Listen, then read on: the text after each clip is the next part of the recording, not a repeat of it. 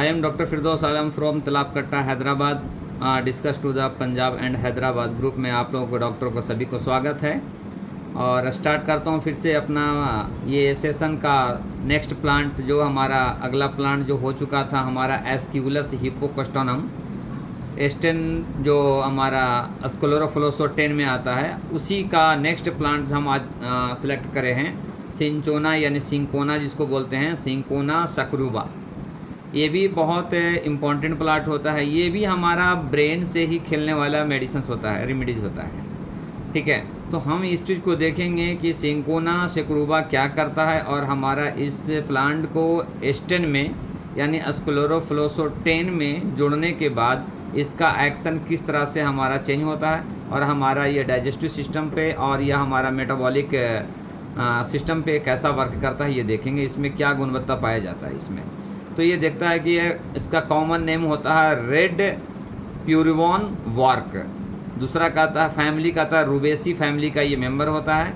Description में आता है ये सिंकोना सक्रूबा मुख्य रूप से यूरोप और अमेरिका, चाइना और हमारे देश दक्षिण भारत में भी ये पाया जाता है। ठीक है, कहता सतपुड़ा की पहाड़ी हिमालय के ढलान और सिक्किम में पाया जाता है। यह अधिकतर ऊंचे पहाड़ी स्थानों और ठंडे स्थानों में पाए जाने वाला वृक्ष है। ये भी क्या है, वृक्ष है।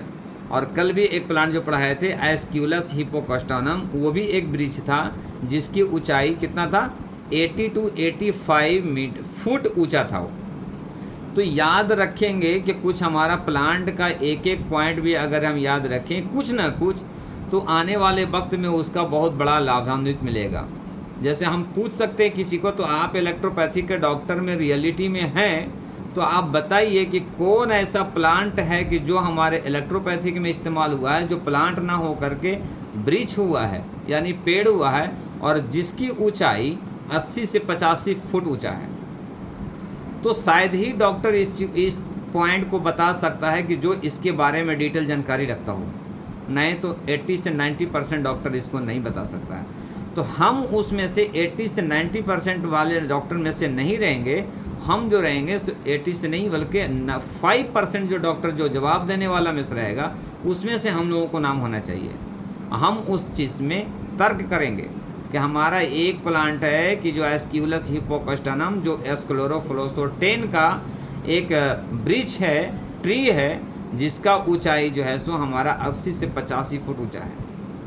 आप उसका छाल इस्तेमाल करते हैं तभी जा करके उसका लाइव छाल इस्तेमाल करके हमारा एस्पेरेजिक एसेंस को बनाया जाता है। ये चीज़ को हम पॉइंट रखेंगे। हर प्लांट का कुछ ना कुछ हम अपना एक पॉइंट रखेंगे, तभी हम जीत सकते हैं। आने वाले वक्त में हम मॉडर्न साइंस से हम टक्कर दे सकते हैं। ठीक है, कहता है कि स्थानों और ठंडे में स्थानों में पाए जाने वाले ये वृक्ष है। कहता है सिंकोना सक्रूबा एक सदाबहार वृक्ष है।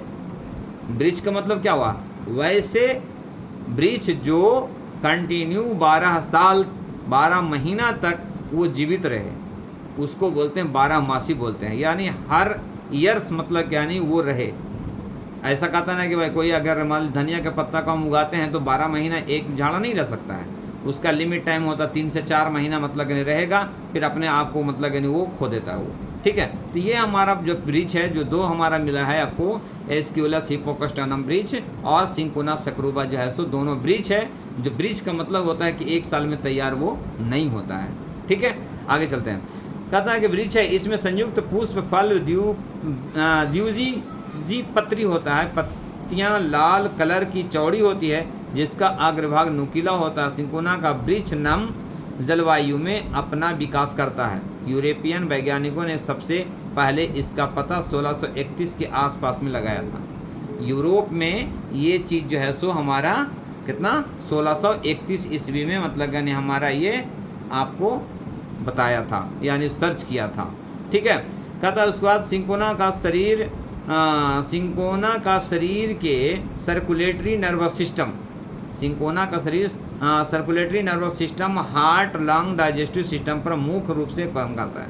सिंकोना हमारे शरीर का यानी circulatory nervous system plus heart, lungs, digestive system के मुख्य रूप से देखा जाता है, इस पे काम करता है। सीने में दर्द, नींद ना आना। अब देखिए नींद ना आना हमारा मेंटलिटी डिसऑर्डर में आता है।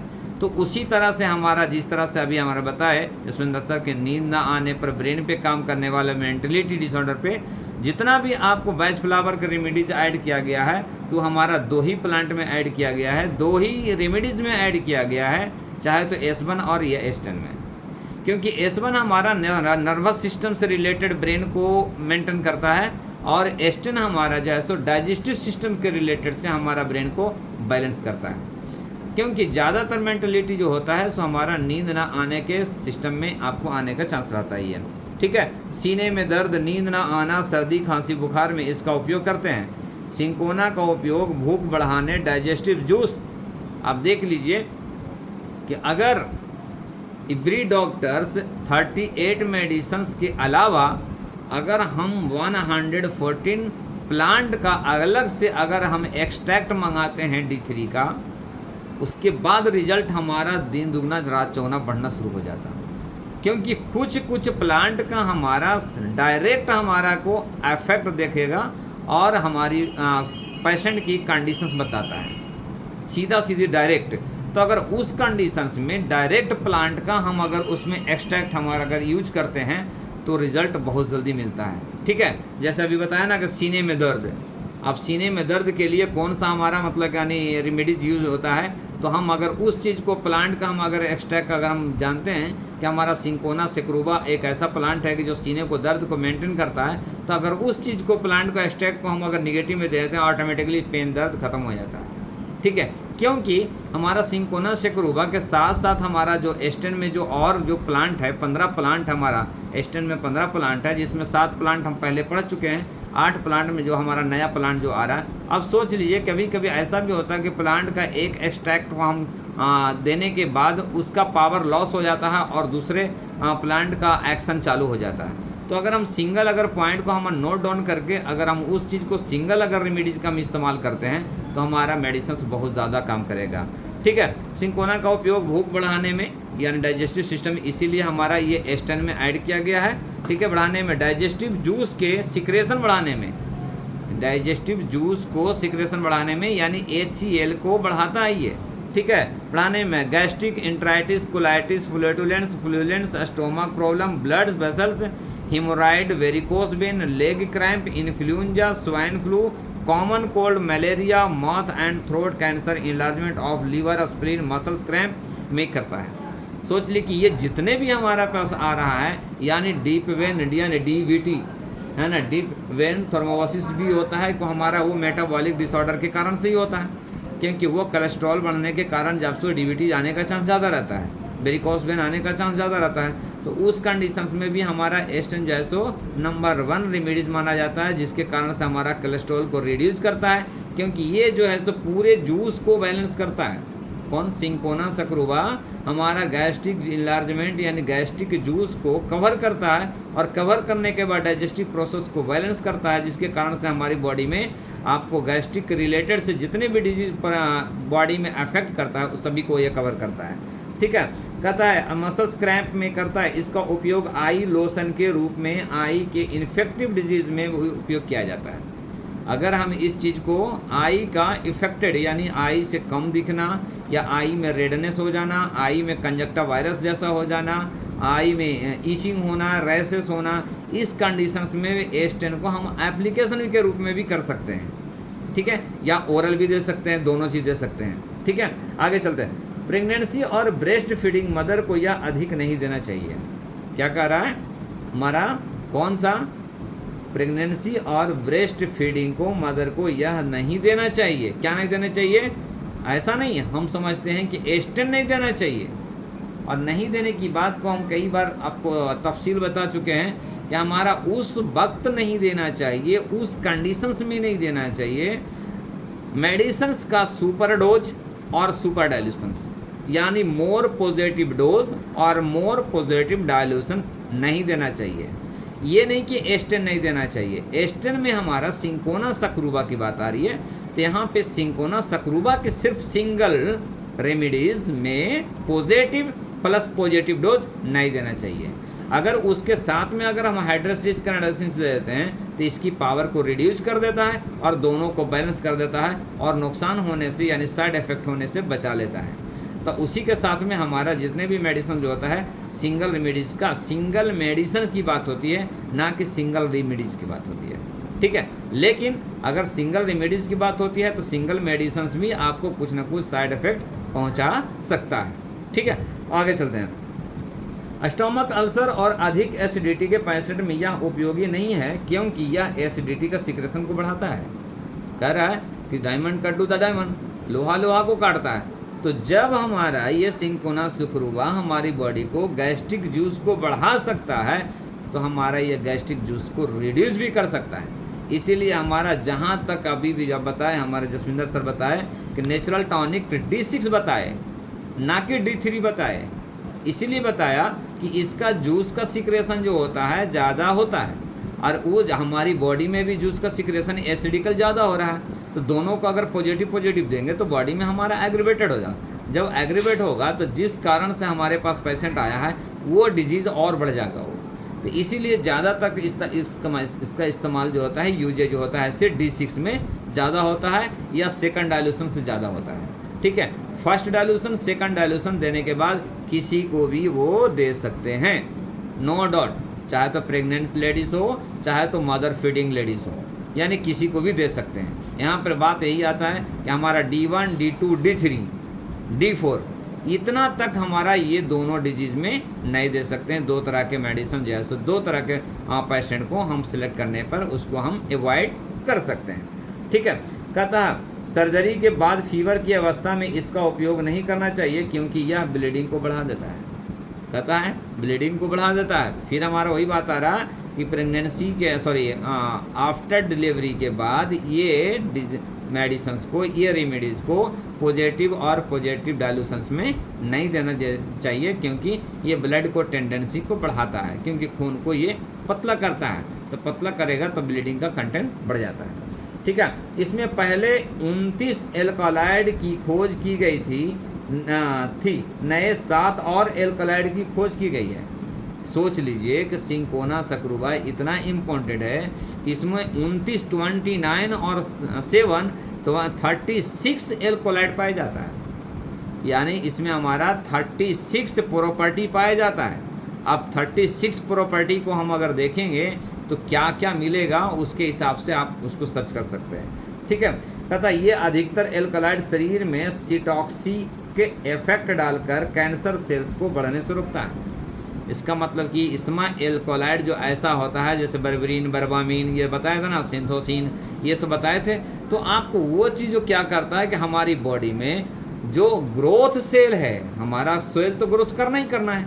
हमारी बॉडी को अगर ग्रोथ सेल्स नहीं होगा तो हमारी बॉडी में रीजनरेट हमारा रिकवरी कैसे होगा। रोजाना हमारा सेल्स करोड़ों सेल्स मरता है और जन्म लेता है, तो वो चीज़ को बैलेंस करता है। लेकिन अब सेल्स बढ़ने की क्या बात है, अब नॉर्मल ढंग से जो सेल्स ग्रोथ होता है, यानी अब नॉर्मल तरीके से सेल्स ग्रोथ होता है, उस अब नॉर्मलिटी को ये कैंसिल करता है, यानी रोकता है।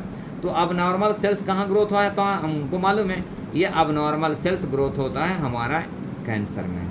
तो इसीलिए हर कैंसर पेशेंट को हमारे पास ये जो है सो हमारा स्टेन यानी देने का अनुमति देता है। हमारे अशोक सर जानते हैं, यानी हर पेशेंट को वो हमारा बिफोर एंड आफ्टर और स्लास को 3 मेडिसिन वो कंपलसरी ऐड करते हैं और इसका रिजल्ट भी बहुत अच्छा मिलता है। मैं भी देख चुका हूँ मैं, और सबसे ज़्यादा हमारे ग्रुप में ऐसा सभी डॉक्टर माहिर हैं, लेकिन S1 और S10 स्लास को सबसे ज़्यादा यूज करने वाले हमारे नज़र में डॉक्टर कमल सर हैं। जितना यूज किए हैं उन्होंने बहुत ज़बरदस्त यूज करे हैं और इसका फीडबैक भी बहुत अच्छा लिए हैं, ठीक है। कहते हैं इसमें पाए जाने वाले इंडोल एल्कलॉइड अनेक वर्षों से एंटी ट्यूमर ड्रग के रूप में अपनाया जाता है।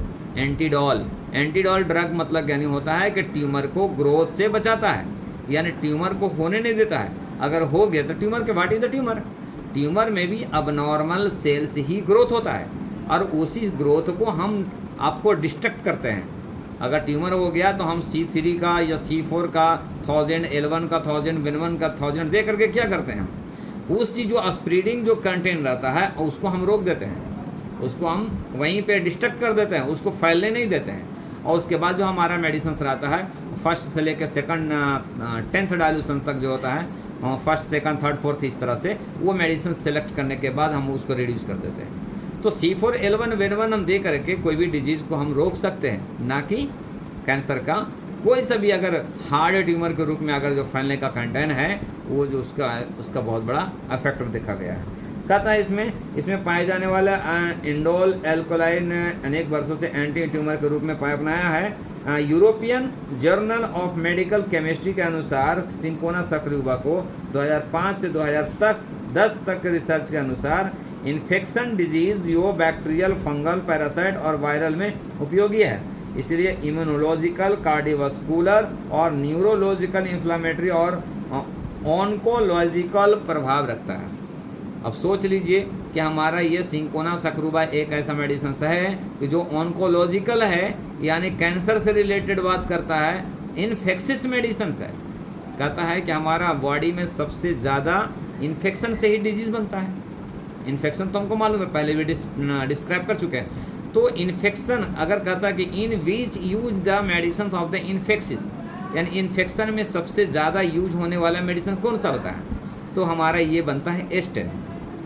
जितने भी आपको इन्फेक्शन से, फूड पॉइजन से डिजीज होने वाला है, उसमें सबसे ज़्यादा यूज होने वाला हमारा एस्टेन है।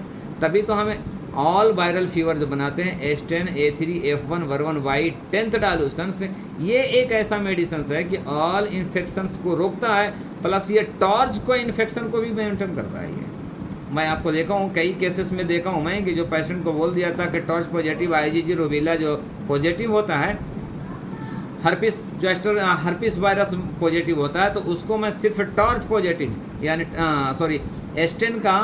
एस्टेन A3F1 10th डालूशन दे करके पूरे 9 मंथ प्रेगनेंसी को सेव रखा था और वो बच्चा बिल्कुल फिट पैदा हुआ था, जिसका डॉक्टर को अगेंस्ट था। ये डॉक्टर बोल दिया था कि इसको रखना बेहतर नहीं है, या आपकी बॉडी में ये हर्पिस वायरस भी आपको पॉजिटिव है और रूबेला IgG भी पॉजिटिव है।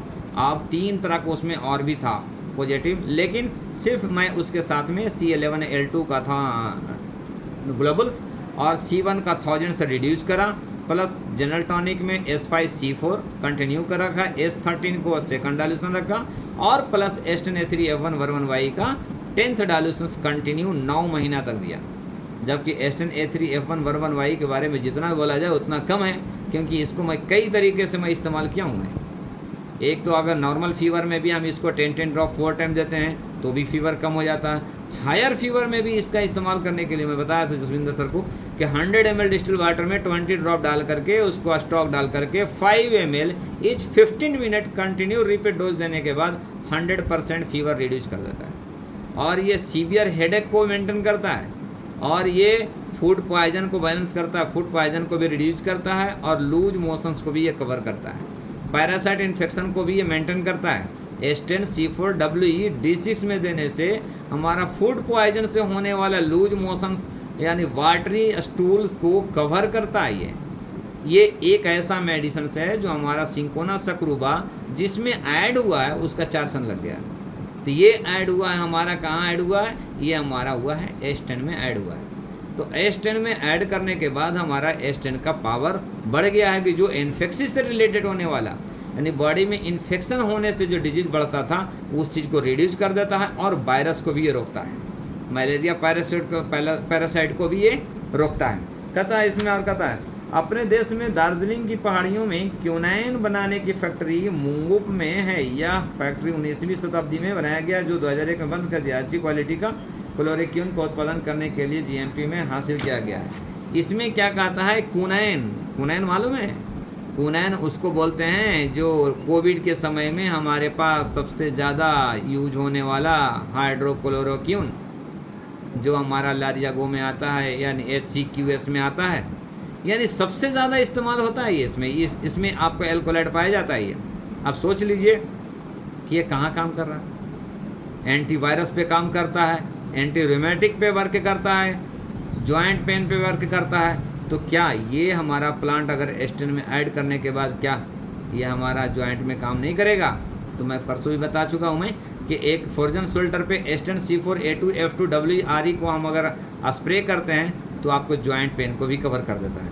यह फैक्ट्री हासिल नहीं कर पाई, परंतु कोविड-19 के बढ़ते प्रभाव को देखते हुए हाइड्रोक्सी क्लोरोक्वीन एसिक्यूस बनाने के लिए इसे प्रारंभ किया गया। जो इस चीज़ को रोका गया था, तो कोविड के बाद इस चीज़ को मान्यता दिया गया और बनाने का अनुमति दिया गया। ठीक है, अभी 3400 एकड़ में सिंकोना की खेती की जाती है, परंतु इंडोनेशिया का सिंकोना सबसे अच्छा किस्म का फसल है ये।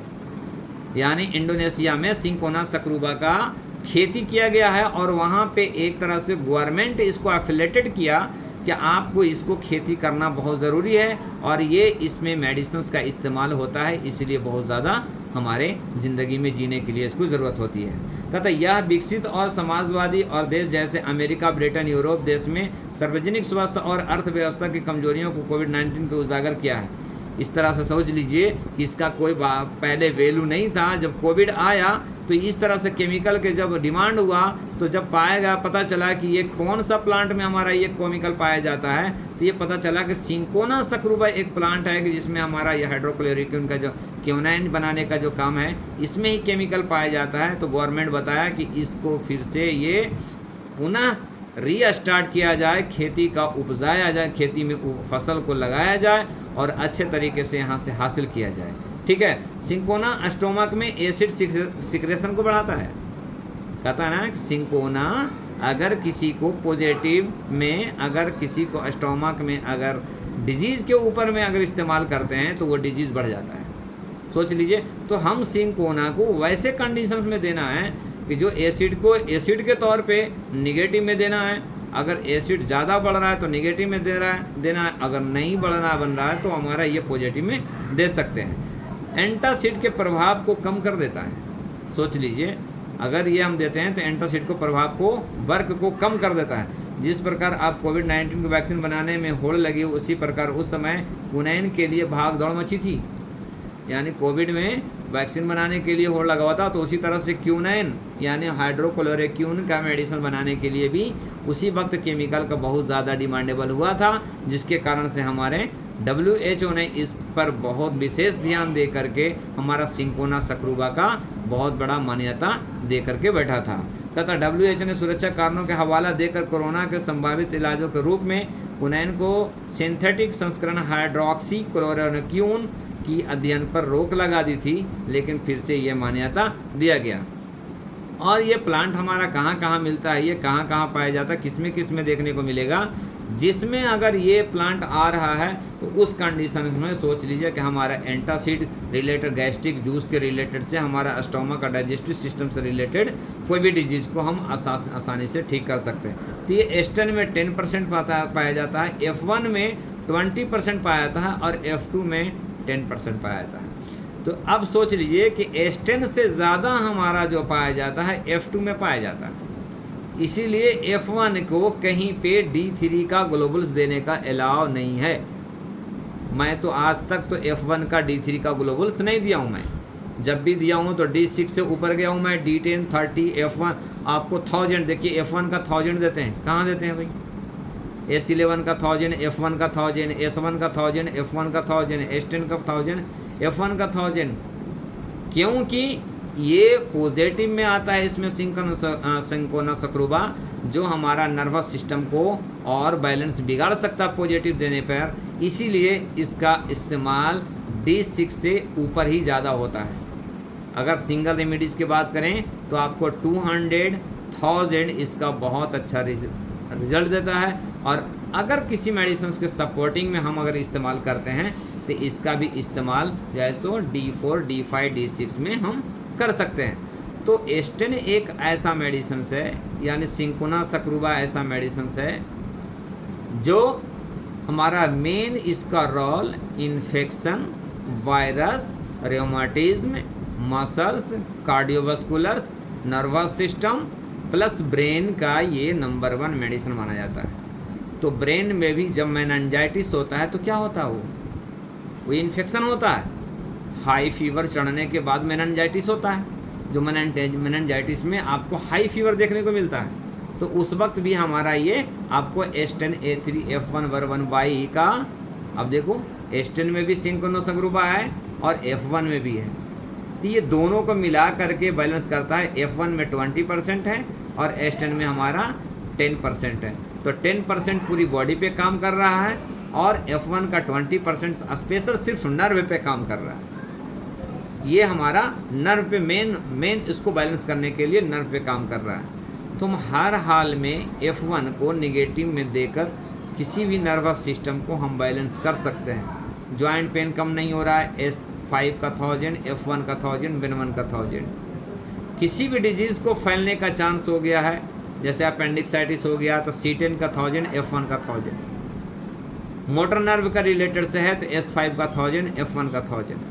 सेंसरी नर्व का रिलेटेड से है तो S3 का 1000, F1 का 1000। इस तरह से हम एक सिस्टम बनाएंगे। हर मेडिसिन के साथ में, हर डिजीज के साथ में F1 का हम इस्तेमाल कर सकते हैं मोर नेगेटिव में, बशर्ते कि उसके साथ में जो हमारा मेडिसिन रहेगा, यानी जो डिजीज़, वैसे डिजीज़ जो हमारी बॉडी में बहुत ज़्यादा फैलने वाला डिजीज़ है, उस कंडीशंस में हम F1 और बेन1 और फंक्शनल मेडिसिन्स को हम उसको ऐड कर करके दे सकते हैं। तो कोई भी डिजीज़ को आपको, जैसे लीवर का कैंसर है किसी का, या लीवर सिरोसिस है, आप उसको दे दीजिए। सबसे पहले S2 का 1000, F1 का 1000, बेन1 का 1000, 3 डोज। सोरियासिस है, S3 का 1000, F1 का 1000, बेन1 का 1000 दे दीजिए। उसके बाद जो चलाना है आप चलाइए। वैगस नर्व का रिलेटेड से है, यानी बार बार वोमिटिंग, वेल्चिंग जैसा महसूस हो रहा है, S11 का 1000, F1 का 1000 दीजिए। ब्रेन में रिलेटेड देख महसूस हो रहा है, S10 का 1000, F1 का 1000, बेन1 का 1000 दे दीजिए। तो हर डिजीज़ से अगर ये 3 मेडिसिन अगर हम ऐड कर देते हैं तो आपको उस वक्त जो डिजीज़ जो फैल रहा था वो डिजीज़ फैलना बंद हो जाता, रुक जाता, और रुकने के बाद आपकी बॉडी में एक्टिविटी बढ़ जाता। तो अपने आप को बॉडी में खुद महसूस करेंगे कि मतलब नहीं, हम पहले से बेहतर हैं, और 3 दिन में ये रिजल्ट मिल जाता है। ये ज़्यादा दिन देने की ज़रूरत नहीं है। 5 ml का बोतल रखिए, पहला मेडिसिन प्रिस्क्रिप्शन पे लिखिए S5 का 1000, F1 का 1000, बेन1 का 1000। ये 3 दिन लेना है। S5 का मॉर्निंग में, F1 का दोपहर में, बेन1 का नाइट में। ये 3 दिन चला दीजिए बस। उसके बाद फिर आपको ये चालू कर लीजिए, या तो फिर 3 दिन के साथ में भी इसको ऐड कर सकते हैं। 3 दिन के बाद वो बोतल को साइड कर दो, बाकी जो आपको मेडिसिन को कंटिन्यू वो कर लीजिए आपको। तो ये चीज़ को हम सिस्टम को रखेंगे। हम कोई भी डिजीज को, हमारा बताने का मतलब ये है, इतने ग्रुप में जो हैं, तो कैसा डिजीज को हम प्रिस्क्राइब करेंगे, कैसा हम डिजीज को हम डायग्नोसिस करने के बाद मेडिसिन को हम कैसा लिखेंगे, ये चीज़ बताया जाएगा, ताकि हमारे पास कोई भी अगर प्रिस्क्रिप्शन हमारे दूसरे डॉक्टर के पास गए तो ये महसूस ना करे कि इनके पास नॉलेज नहीं है, डायरेक्ट मेडिसिन लिखा हुआ है। आप पूरी प्रिस्क्रिप्शन पे पूरी डिटेल लिखें, नाम, age, male, female, contact number, आपको symptoms, disease history, genetical, hereditary, congenital या क्या है, उसके पूरे टिक करेंगे। तो उनको आपको आने वाले वक्त में अगर किसी के पास गया तो वो डिजीज़ देख करके, वो कंडीशंस देख करके वो आपके ऊपर सैल्यूट करेंगे, वो ना कि ब्लेम करेंगे। कोई भी डॉक्टर किसी को ब्लेम करना बेहतर नहीं है, लेकिन ब्लेम खुद करने के काबिल अगर कोई कर दिया तो उसमें ब्लेम कर ही देना है। आपके पास भी अगर कल अकरम साहब बोले ना कि 700 रुपया फीस लिए और पाइल्स में लिख दिया कि पैरासीटामॉल और एंटासिड लिख दिया, क्या महसूस करे वो? यही महसूस करे ना कि इससे अच्छा तो हमारे यहाँ MP वाले लिख देते हैं भाई कि दर्द के लिए भी एंटासिड भी और एंटीबायोटिक भी साथ में लिख देते हैं। तो वो चीज़ नहीं होने देना है कि जो हमारा इलेक्ट्रोपैथी को परेशानी आने का चांस रहे आपको। ठीक है, तो आज का ये था, सो मतलब यानी हमारा इलेक्ट्रोपैथी का ये एस्टन ग्रुप का सिंकोना सक्रूवा का प्लांट का डिटेल्स था। आप आज के बाद फिर कल मिलेंगे, फिर मतलब नहीं आपको फिर से स्टार्ट होगा हमारा सिंकोना कलिसाया, इसमें ही प्लांट में है। अभी हमारा 7 प्लांट और लेना है, उसके बाद एस्टन का कंप्लीट आपको डिटेल दिया जाएगा, जिसमें हमारा इलेक्ट्रोपैथी का और खुद का और कुछ भी उसमें प्रोटोकॉल उसमें शामिल रहेगा। Okay, all the best, thank you so much, welcome.